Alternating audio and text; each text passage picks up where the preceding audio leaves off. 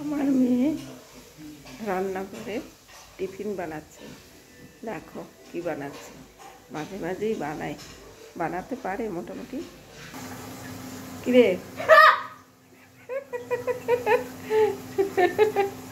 ভয় পেয়ে গেছিস? কি বানাচ্ছিস? পাস্তা? পাস্তা বানাচ্ছিস? কি দিয়েছিস? বাবা এত শব্দ! পাস্তা মগটা সরা, মগটা সরিয়ে দে।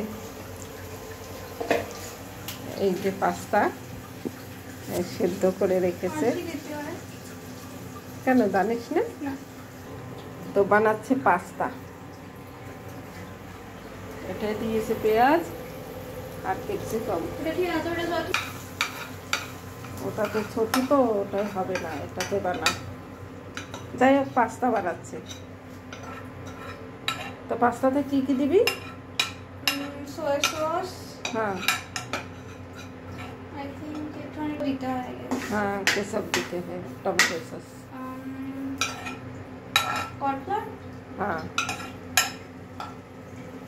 তবে পেঁয়াজ আর এই আর একটু দিলে ভালো হতো, না দিলেও হয়, অনেক রকমই করা যায়। তো বুঝেছো, বানাচ্ছে পাস্তা আর কি। মাঝে মাঝেই বানায়, বানায় বলতে এটা ওটা শখ আছে আর কি, বানানোর পারে। আর আমিও মোটামুটি ছেড়ে দিই, এই বিকালেরটা ম্যাক্সিমাম সবাই আমি বানাই। ছেড়ে দিব বলতে একদমই যে টিফিন বানিয়ে দেই না সেটা নয়, মাঝে মাঝে। আজকের একটু চাপ কম আছে, হ্যাঁ, টিউশনটাও পড়াতে আসেনি, সেই কারণেই বিকালবেলাটা। আর দিদি এসেছে, দিদিকে বানিয়ে খাওয়াবে, হ্যাঁ, এটা একটা ব্যাপার।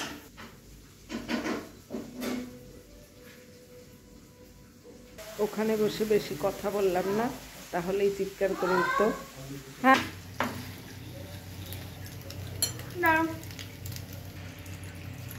নাড়া নাড়া নাড়া, তাহলে তো রেডি অলমোস্ট।